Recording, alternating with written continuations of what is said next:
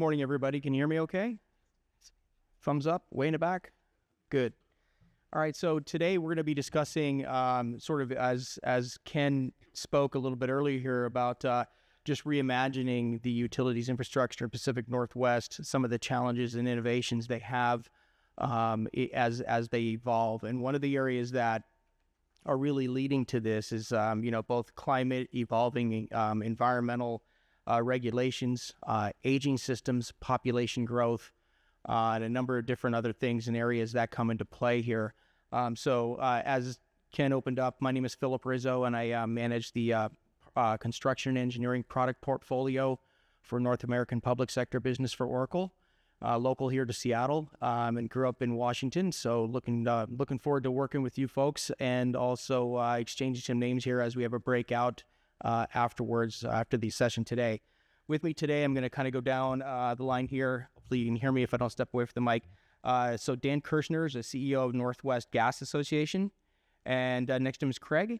So Craig Weichel is Canadian Counsel General in Seattle, based here in Seattle.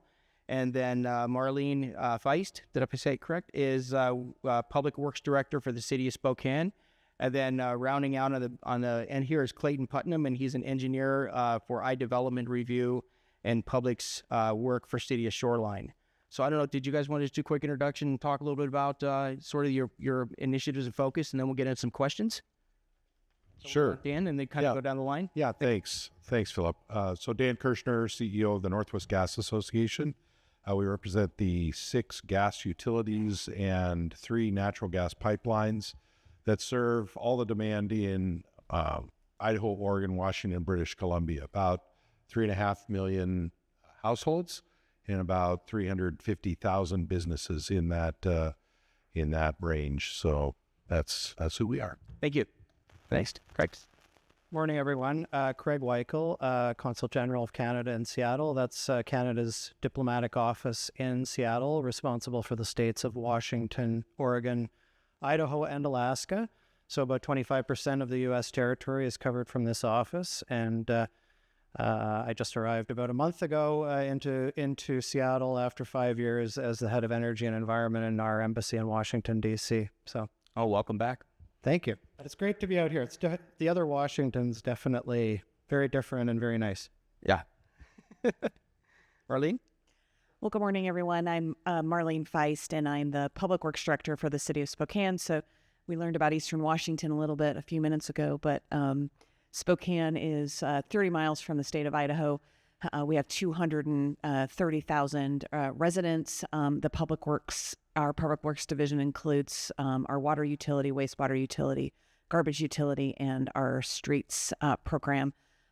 We do serve a larger area for our utility services on water and wastewater than just the city. So we are the regional provider there. So I've been at the city for 26 years. Is this working? Good morning, everyone. Clayton Putnam with the City of Shoreline Public Works.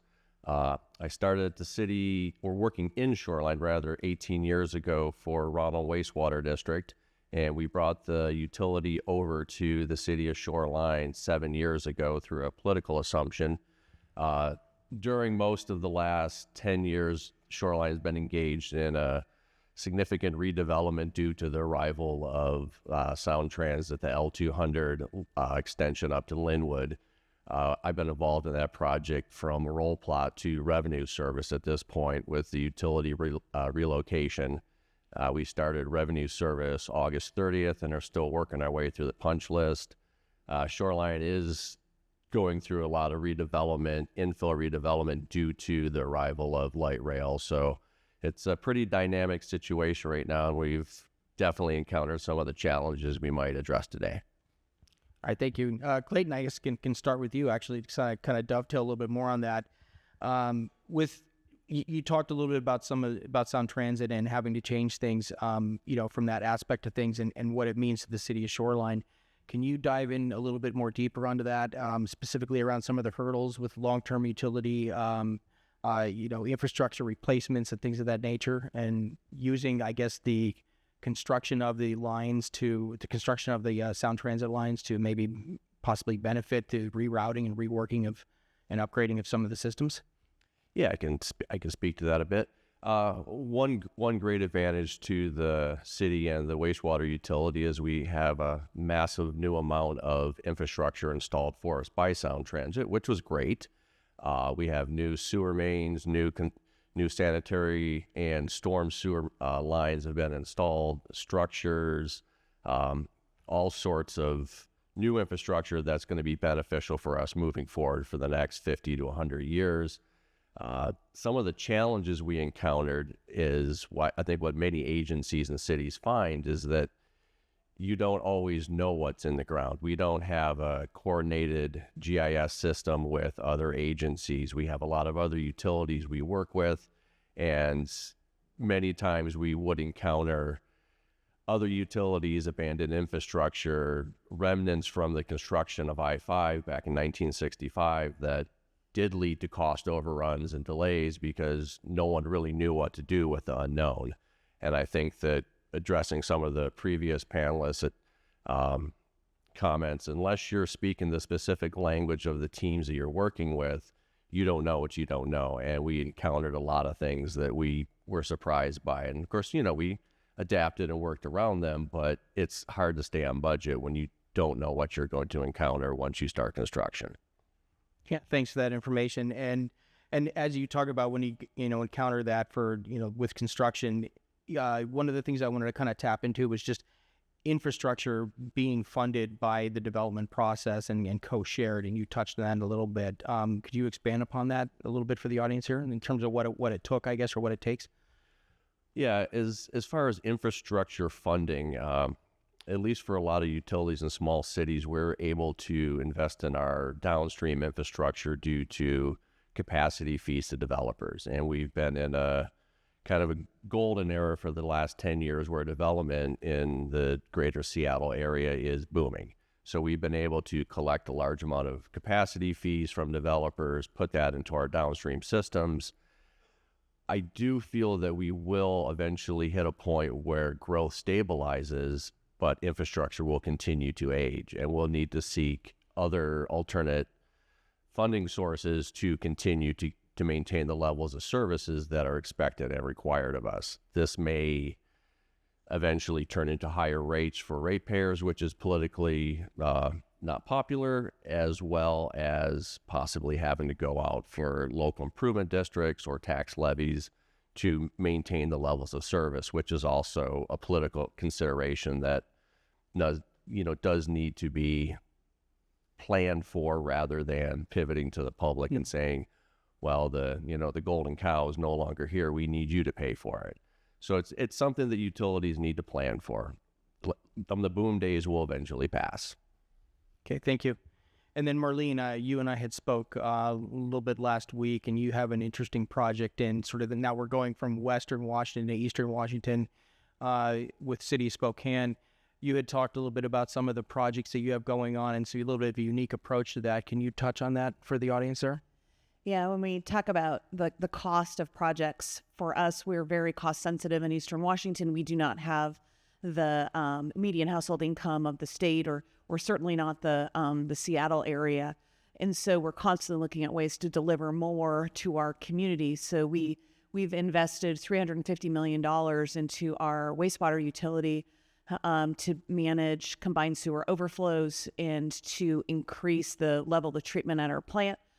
Our plant has some of the highest treatment levels in the nation. We have tertiary membrane treatment and that protects the health of the Spokane River. But we're looking at how we could deliver greater value to our citizens. And so when we've been building below ground infrastructure like concrete tanks to hold back overflows, we're also delivering above ground infrastructure improvements to our community. So we're giving them more for the same dollar. We have, for example, the largest tank in our system holds about 2.4 million gallons of combined sewage when we need to. And on top of that tank, we've actually leased the space to the adjacent brewery for basically for $1 in returns that they program the space and manage the space and maintain the top level space. And it's a plaza where the other day I was there and they had set up an entire pumpkin field, and families were there getting their pumpkins and really enjoying the space. That's the kind of infrastructure that we're looking at that really delivers places for people to gather while they're also taking care of the river down below. So if you've had a beer on a sewage tank recently, let me know, because it's very cool. We also have partnered with a charter school. It's an urban location. They had no place for kids to have gym classes. So on top of one of our other tanks, we worked with the charter school to put green space there. They mow it and take care of it, and they can use it for their gym classes and soccer and other outdoor activities. So they actually created even a little garden space for themselves so they could grow their own food. And so it's been, that's been a great partnership. We also have a unique partnership with our Parks Department. We've put a lot of infrastructure actually on parkland. And then we've done things like rebuilt tee boxes and a green for one of our municipal golf courses. We also have put in new parking to serve updated play fields at another park location.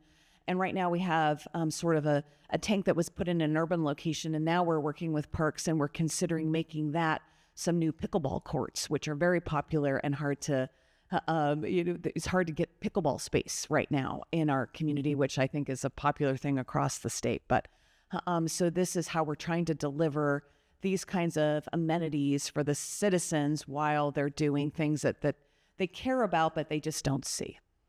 It's interesting because as you speak, you can define value from the perspective of the city of Spokane and also from the consumers and the people living there. So it's interesting how you tie that value into multiple different levels and layers. So it's fascinating. Yeah, I mean, value to us is a couple different things. It's how you get more for the dollar. So there's a financial value. There's also the value that the citizens get out of having spaces that have multiple uses. And there's also value of ripping up the road once and dealing with everything that needs to happen, whether that's sewer or water or even private communications infrastructure, so that we're not inconveniencing them more than once. So those are the kinds of values we're trying to integrate our work so that we can deliver that kind of value. Thank you. And it's interesting. I saw Dan nod his head when I talked about ripping up the road once. In terms of the Natural Gas Association, you've probably come across that on many different occasions, and how you coordinate with different city entities to work more closely together. But one thing I find fascinating is, that we don't think about is, the last mile, so to speak, of natural gas to a home or to a neighborhood. You don't realize the infrastructure that happens to get it there. And I was curious if you could talk a little bit about that. Sure. Well, first of all, Spokane's home base, and love that town and everything you're doing there. It's good stuff. Gosh, we got a little bit of feedback going here, but yeah. So one of the things, I mentioned how many consumers we serve across the region. If you were to lay all of the pipe end to end across our region, it would circle the earth 5 times.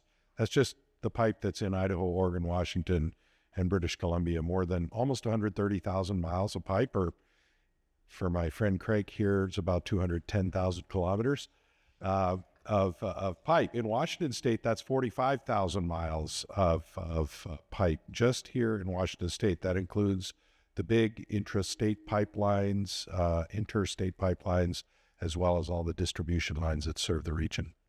Appreciate that. And it's a good segue actually in for a question for Craig, is that you work and see the expanse of energy and just infrastructure, supporting energy around both the U.S. and Canada. Can you elaborate a little bit on that? A little feedback there, or is it... Little feedback. I think if we can. Okay, that's good. We'll just. It's temperamental. Yeah, so that's a great segue. Thanks for that, Dan and Phil. So, I mean, first of all, just to say that Canada and the U.S. have probably the largest, certainly one of the largest energy trading relationships in the world. It's well in excess of $150 billion of energy trade two ways between the two countries, and certainly we're customers of U.S. energy. and the U.S. is a customer of Canadian energy, and that helps to improve prices, affordability, and reliability, and on both sides of the border. When we talk about infrastructure, of course, we talk about pipelines. About 60% of the natural gas consumed in Washington State is from Canada, using that extensive pipeline infrastructure that Dan referred to.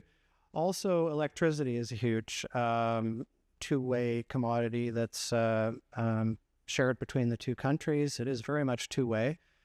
Traditionally, Canada has exported more electricity to the U.S., and when we talk about this, I'm talking also about the Pacific Northwest from BC to the Western U.S. But the importance of that bi-directional capability, I think, was on display in the last year, where in fact BC was a net importer of electricity coming from the U.S. due to very dry conditions in BC. So that just emphasizes the importance of being able to rely upon each other. We like to say that molecules and electrons flow both ways across the border without tariffs, without any kind of trade issues between the two, and all of that is based on infrastructure, right? If we don't have that infrastructure in place, it doesn't happen effectively. I mean, you can do some of it by rail and road, but I mean, it's much smaller volumes and much less safe and much more expensive. So in terms of the future, we're looking at expanding that network. There's ambitious plans, especially to expand transmission, to allow for a greater electrification of the economy, and for all of the growing demands that are projected. I guess I would just say that we need to keep investing in that infrastructure. It's dealt a lot with this in Washington, D.C., in terms of permitting, in terms of investment, and a lot of that was centered on the U.S. grid, frankly, and pipeline network. But I mean, it holds too for the cross-border infrastructure network. Right now, there's more than 70 pipelines and more than 30 high-voltage transmission lines crossing the border. There's a couple new ones under construction from Quebec to the U.S. Northeast, but we need to be thinking right across the continent to enhance that system. Yeah, and one question, I would say, like a two-part question for you. You touched on a little bit about electricity flowing both ways, and there was a drier climate here, I guess, for the past year. So it's safe to assume then just that the majority of the electricity is generated via hydroelectric power? That's correct. Yeah, I think the number, BC is almost, it's like 90, 95, 96% hydroelectricity, yeah. Okay, and is that from that standpoint, the dams, the the hydroelectric capability with dams, and are there new construction for dams happening? Are they over capacity or? There is some new construction. I mean, these tend to be smaller dams than some of the mega projects that happened in the past. I mean, we all know that dams, especially the ones that create large reservoirs, I mean, they have costs. They flood large amounts of land and territory. And like the U.S., we have indigenous considerations now. We don't do things the way we did 40 or 50 years ago. So whatever is being constructed now, I saw there's about a 500 megawatt dam under construction in northern BC, but that's all very much with indigenous participation. And I think that's kind of the model that's being worked on, but I don't think we should expect huge new sources of hydro coming online, large single sources in the near future. Okay. And I don't mean to pick on you, Craig. One more question, and then I promise it does. But one of the areas that, we talked about that being a newer or cleaner form of energy, traditionally there's also been oil and gas, primarily oil, production and and all of the work that comes with that. And there's obviously within the press, there's been a lot of issue and discussion around, environmental safety, cleanup of, smarter, I guess, and more efficient and cleaner drilling of oil. Can you touch a little bit on how I guess the word decarbonization is for in Canada, and how they're working towards that and sort of gaining ground? Sure. So decarbonization, very much a term of the day in Canada as it is in the U.S. Different sort of different.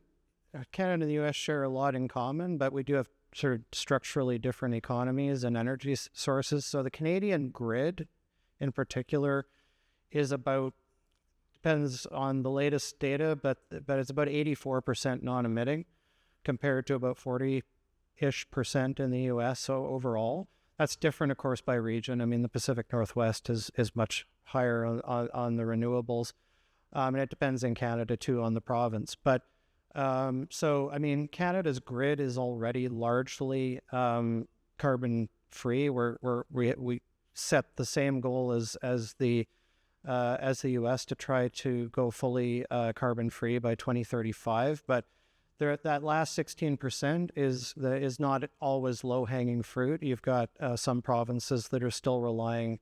They don't have a lot of water, frankly. They don't have nuclear, so they're relying on a little bit of coal and a fair amount of natural gas still. So efforts are underway. If I could just, point to the province of Alberta, which, is Canada's largest oil and gas producing province. They managed to completely convert from coal to natural gas as of this year, 6 years ahead of schedule. They have reached their methane reduction targets of 45% below 2012 levels by 2022. So that was 3 years ahead of schedule. They had initially set 2025. So, I mean,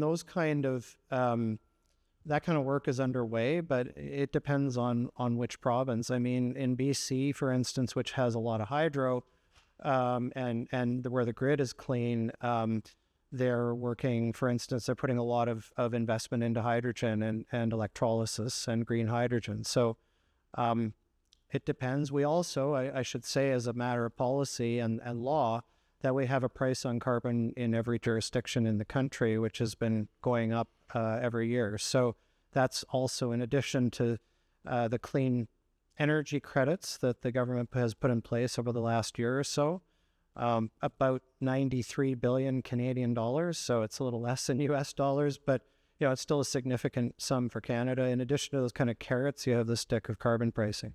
Mm-hmm. Thank you. Yeah. Can I just want to add a kudo to our friends to the north. So Craig mentioned that it's actually more than 60% of our gas in Washington State. It's more like about 70% of the gas that we consume in the Northwest comes from Canada. But when you talk about, kind of a focus on emissions and that, BC is become fast growing in production of natural gas and oil. And it has the most robust regulatory construct around production and emissions from production of any other jurisdiction in North America. Colorado is not far behind. They've updated theirs, kind of modeled it on BC. So really good work that they've done up there, really kind of plowing the ground really for the industry over the last 10 years or so. They've had that construct in place for at least a decade, and they keep tweaking it to continue to drive those emissions down while they're growing production of natural gas up there. So really, really great stuff. Thank you, Dan. That's a great point. Appreciate it. Same question here now for both Marlene as well as Clayton, looking at it from the city perspective, and one Eastern, one Western Washington. So I'll ask Marlene first and kind of go to Clayton next. Is in light of climate change, in light of all these new approaches to clean energy and cleaner energy, how do you see that changing both current and long-term needs at the city level? Well, we're just starting our work on updating our comp plan to include the climate element that Washington State is requiring us to do. But we've been focused on our environmental attributes for a long time. Spokane, because we are very cost conscious, we've always, we've gone green to save green. For example, we run our own run-of-river dam as part of our water utility, and have provided.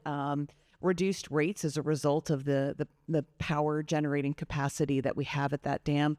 We use it to directly power some of our largest wells in our system, and then sell the excess power to our local energy provider, Avista. We actually sit between several Avista dams in the middle of the Spokane River, but it certainly is providing us with green energy to power our water pumps. We're also right now looking at, we actually have a waste to energy facility, the only one in the state, and one of the very few on the west on the West Coast. And what's interesting about that is that we've done a life cycle analysis that shows that waste to energy is actually less impactful on the environment than landfills. Yet Washington State has treated landfills in a much more positive manner by exempting them from all Climate Commitment Act requirements, while requiring Spokane to be the only solid waste disposal system that has to comply with the tax and credit program. So we're trying to figure out new ways to manage the carbon out of our waste to energy facility. It would be unfortunate if we have to close it because of the cost of those credits. However, because we already manage the methane, which landfills that have to, they're even getting credits to burn off the methane. So it's a challenge for us as we've tried to make really smart environmental decisions.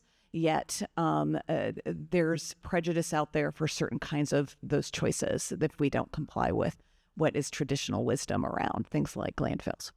Thank you. And I'll repeat the question again for the audience, for Clayton as well. So in light of climate change in Pacific Northwest, what are some of the current and long-term, initiatives you're doing? You could call them challenges or initiatives or observations here to improve.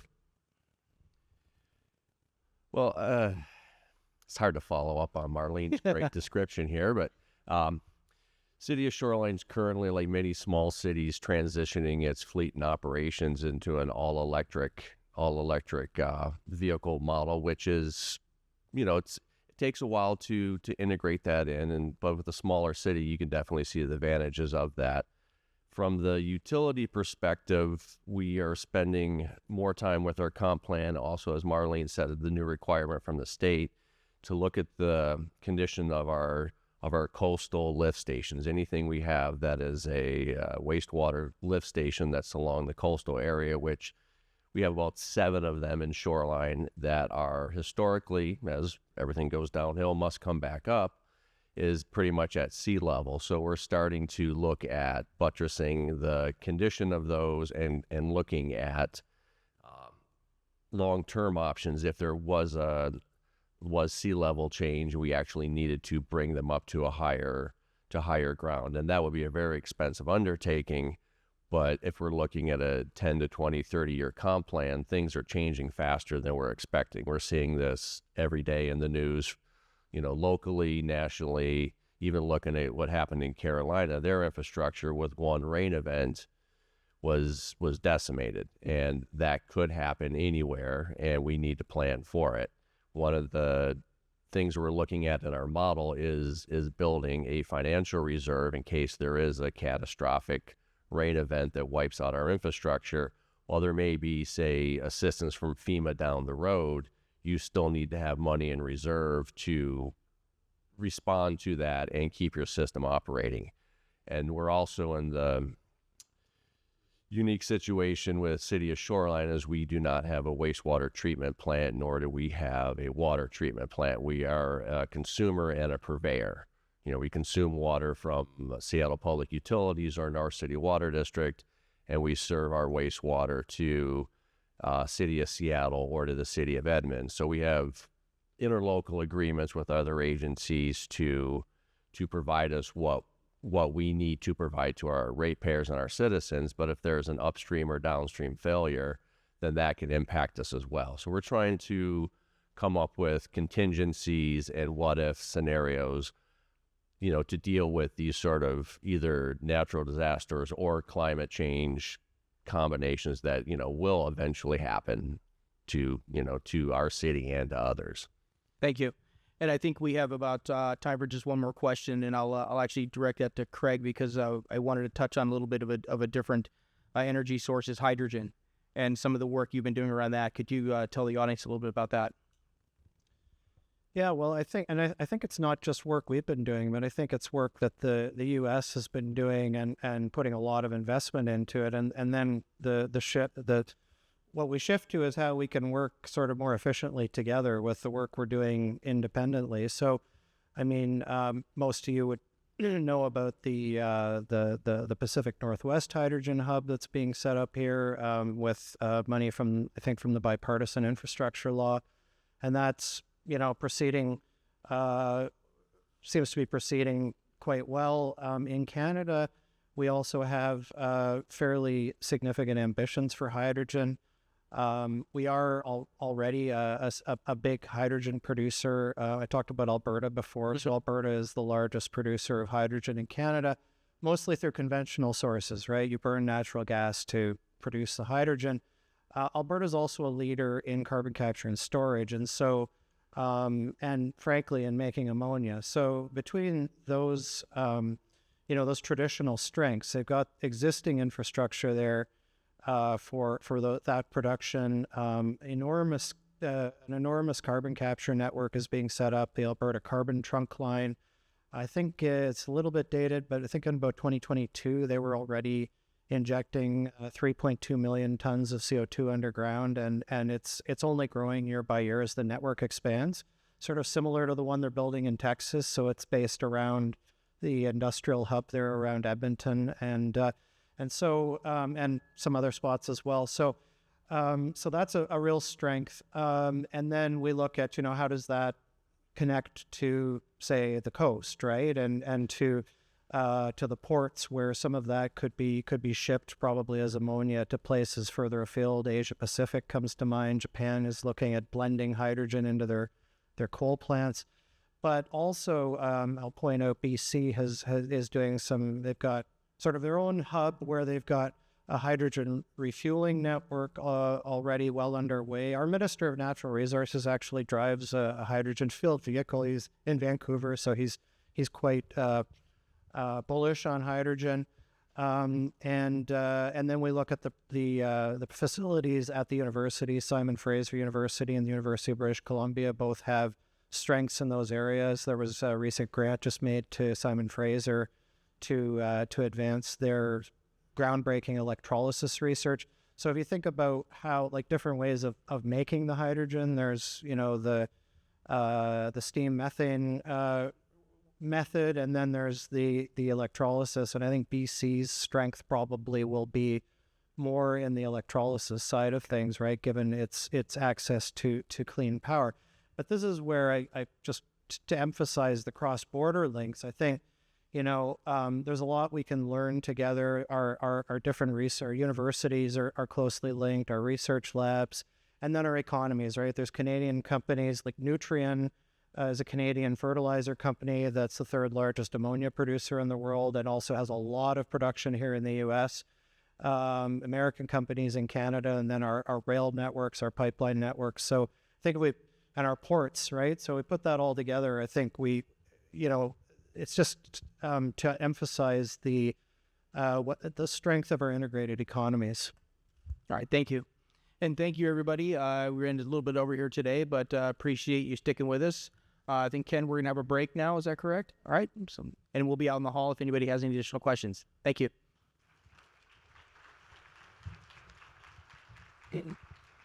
Question.